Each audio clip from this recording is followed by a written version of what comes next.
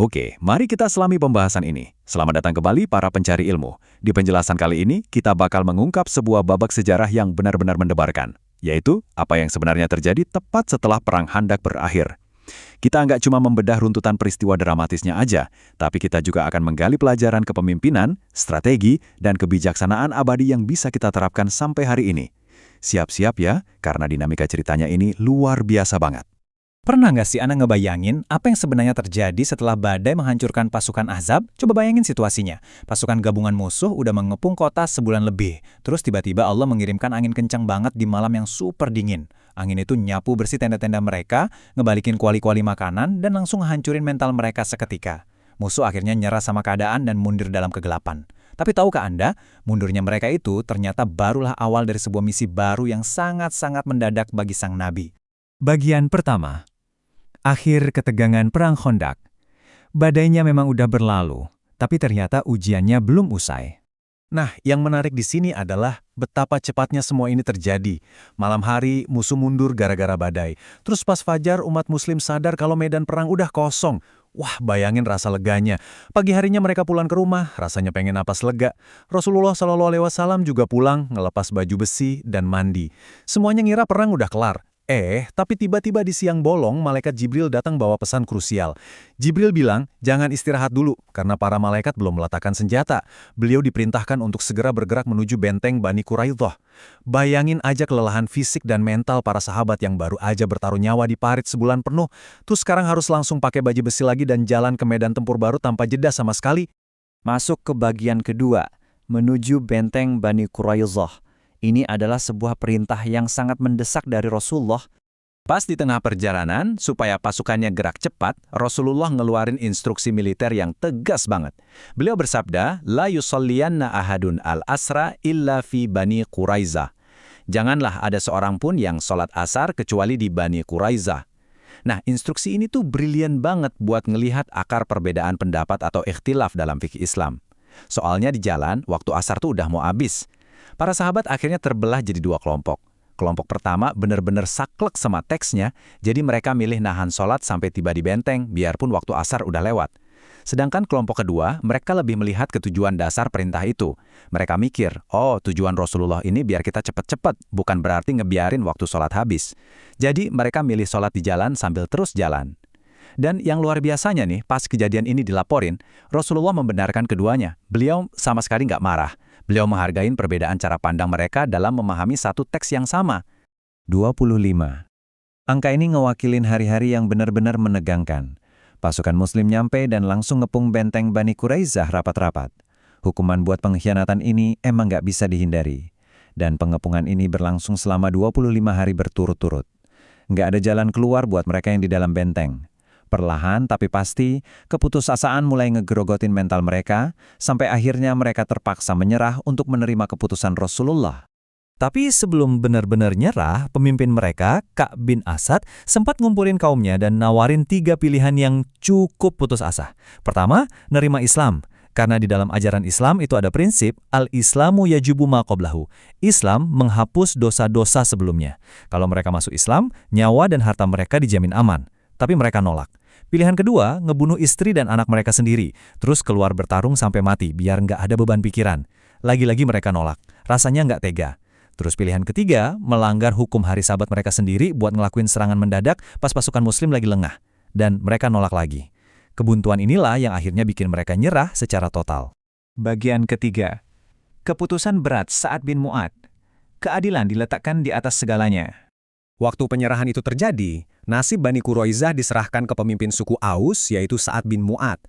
Waktu itu kondisi beliau lagi kritis banget, ditandu gara-gara kena panah di urat nadinya pas pengepungan Khandaq kemarin. Lukanya masih terus berdarah dan nyawanya bener-bener di ujung tanduk. Nah, buat mahamin seberapa berat keputusan yang harus diambil saat di kondisi fisiknya yang makin lemah itu, kita harus ngelihat tindakan Bani Quraidah ini dalam konteks kejahatan perang. Gini, sesuai perjanjian kota, kalau Madinah diserang dari luar, semua pihak di dalam kota tuh wajib ikut bertahan. Tapi, Bani Quraidah malah diam-diam bersekutu sama musuh yang lagi ngepung di momen yang paling krusial. Niatnya, mau menghancurkan seluruh umat muslim dari dalam. Kalau kita lihat di tatanan hukum manapun, mau zaman dulu atau modern sekarang, pengkhianatan tingkat tinggi pas lagi perang itu adalah pelanggaran paling berat, karena ngancam eksistensi sebuah bangsa secara keseluruhan. Menghadapi tekanan dari sekutu lamanya yang minta supaya hukumannya diringankan aja, Sa'ad bin Mu'adz justru ngucapin kalimat yang bertenaga banget. Beliau bilang, "La ta'khudhuni fillahi laumatul laim." Tidak akan menghalangiku dalam membela agama Allah, celaan dari orang yang mencela. Ini benar-benar puncak keteguhan. Beliau udah nggak peduli lagi sama hujatan, tekanan, atau lobi-lobi dari pihak manapun. Keputusannya ini murni didasarkan pada penegakan keadilan yang hakiki, tanpa ada sedikit pun rasa takut dihakimi sama manusia. Dan akhirnya ketukan palu keadilan itu pun jatuh. Saat memutuskan bahwa seluruh pria petempur yang terlibat dalam pengkhianatan itu dijatuhi hukuman mati. Sementara untuk wanita dan anak-anak dijadikan tawanan dan harta benda mereka disita lalu dibagi. Pas dengar keputusan ini, Rasulullah langsung menyatakan kalau keputusan saat ini sangat presisi dan selaras dengan ketetapan ilahi dari atas 7 langit. Memang sebuah resolusi yang sangat keras, tapi ini harus dilakukan untuk nutup pintu pengkhianatan internal yang bisa memusnahkan Madinah di masa depan. Kita masuk ke bagian keempat, pelajaran kepemimpinan dan strategi. Mari kita gali hikmah dari sejarah ini. Nah, mari kita lihat gimana peristiwa ini nyambung ke kehidupan kita sekarang. Sejarah ini tuh bukan sekedar catatan masa lalu ya, tapi semacam cetak biru gimana kita harus mengelola krisis. Pertama, pemimpin sejati itu bukannya cuma main tunjuk dari jauh. Rasulullah sendiri ikut mencahin batu, gali sampai manggul tanah liat, sampai perut beliau ketutup debu. Bahkan, beliau ngikat batu di perutnya buat nahan lapar bareng prajuritnya. Kedua, beliau selalu ngedepanin musyawarah atau syura. Ini ngebuktiin kalau kecerdasan kolektif itu selalu ngalahin ego individu. Dan ketiga, taktik perang yang cerdas. Lewat operasi intelijen dari satu orang aja, namanya Nuaim bin Mas'ud, umat muslim berhasil mecah belah aliansi musuh tanpa harus ngeluarin sebilah pedang pun. Luar biasa kan? Terus, ada satu prinsip keren banget yang dipegang teguh di sini. Al-hikmatu dhalalatul mu'min. Artinya, kebijaksanaan itu ibarat barang hilangnya orang mukmin. Dimanapun dia nemuinnya, dia yang paling berhak atasnya. Coba pikir deh, taktik bikin parit pertahanan itu kan sebenarnya taktik militer bangsa Persia, bangsa yang di luar Islam waktu itu. Tapi, pas Salman Al-Farisi ngusulin ide itu, Rasulullah nggak gengsi. Beliau langsung ngadopsi taktiknya. Ini ngajarin kita buat selalu terbuka sama inovasi, teknologi, atau pengetahuan baru dari mana aja asalnya, selama itu yang membawa manfaat dan kebaikan. Bagian kelima, hikmah di balik kesulitan. Gimana caranya kita melihat cahaya di tengah kegelapan? Kalau kita gali lebih dalam dari sekedar taktik fisik, episode Khandaq dan Bani Quraidah ini sebenarnya ngomongin soal ketahanan mental. Pas kita lagi dikepung masalah hidup, pas keadaan kayaknya udah mustahil banget, dan tekanan datang bertubi-tubi dari segala arah, gimana sih respons kita? Coba perhatiin kontras ini. Pas umat muslim lagi terkurung parit, kelaparan, dan terancam dibantai, orang-orang munafik malah sibuk nyebarin teror mental. Mereka nyebarin gosip, bikin putus asa, dan ngelemahin semangat dari dalam. Tapi sebaliknya, apa yang dilakuin Rasulullah? Di tengah gelapnya krisis itu, pas beliau lagi susah payah mukul batu besar, beliau malah ngasih kabar gembira. Beliau meyakinkan kalau kelak umat Islam bakal naklukin kekaisaran Romawi, Persia, dan Yaman. Orang beriman itu selalu nanam harapan besar dan bisa ngelihat secercah kemenangan bahkan di titik nadir sebuah krisis. Jadi, takeaway sepertiin kuat spiritualitas harian kita nih. Kalau lagi di kondisi genting, jangan lupa pancitin doa yang diajarin Nabi. Allahumma astur auratina wa amin rawatina. Ya Allah, tutupilah kelemahan kami dan berikanlah rasa aman dari ketakutan kami. Ingat juga kalau Allah itu bisa banget melipat gandakan hal-hal kecil. Kayak mujizat sepiring makanannya Jabir yang secara ajaib bisa bikin kenyang ribuan orang.